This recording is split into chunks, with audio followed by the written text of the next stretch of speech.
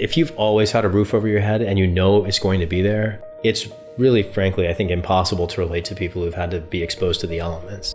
Just the struggle not to be exposed to the rain, the cold, sleet, what have you, that in itself is an all-consuming endeavor.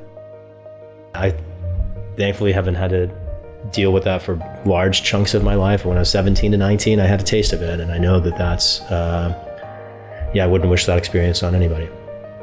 I thought everything was fine until I was 16 and my parents informed me we were losing the home to foreclosure. It felt like my world crumbling. It was losing my friends because I wouldn't be around them anymore. It was losing the place that I knew. It was putting all of my worldly belongings in boxes and frankly losing most of them. I still wonder occasionally about my high school yearbooks and whatever happened to them. It also was the beginning of what for me became having to leave college the first time. Smile, Shahid. I'm just taking pictures of your school. I had all the student aid that I could get because my parents had lost their house and weren't able to really contribute anything. I couldn't make the expected contribution for the fall semester. The first message from the university was, don't worry about it, we'll figure it out. But I love you. I want you desperately in school. By the middle of the semester, it was, okay, this isn't going to work. But by that point, I'd been in the dorms for half the semester, so I ended up on the hook to the University of Chicago for $10,000 on top of my student loans as I was losing that place to live.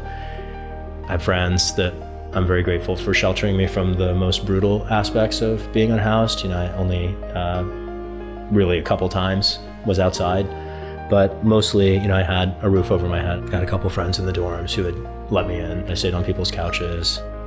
This one particular night, I couldn't get in. I do remember there's snow on the ground. I wasn't quite dressed for it. I had a coat, but it's not like, I definitely wasn't like layered up to be out all night, And I spent that night basically on buses. It gave me opportunities to understand what desperation is like and what people go through. I see here in San Francisco people grapple with being unhoused, and having inhabited very briefly that experience, I know how quickly it could crack someone's psyche. I lost my hope as a young person on the south side of Chicago, and frankly, I think of it as a stroke of remarkable fortune that I was able to get back into a position where I could be not only secure with a roof over my head, but secure with job opportunities, learning opportunities. I think that in the past, there's been this presumption in the United States that if you're unhoused or if you're unsuccessful, somehow it's your fault. That's never been true, and it's particularly untrue as wealth gets siphoned up to the 0.1%. More and more Americans are in a position where even if they have a roof over their head, they're not sure if it's going to stay there. They're not sure how to keep it. We have plenty of housing for everybody, and the fact that we let apartments go empty so that they aren't available for people to live in, I think that that's just a foolish choice.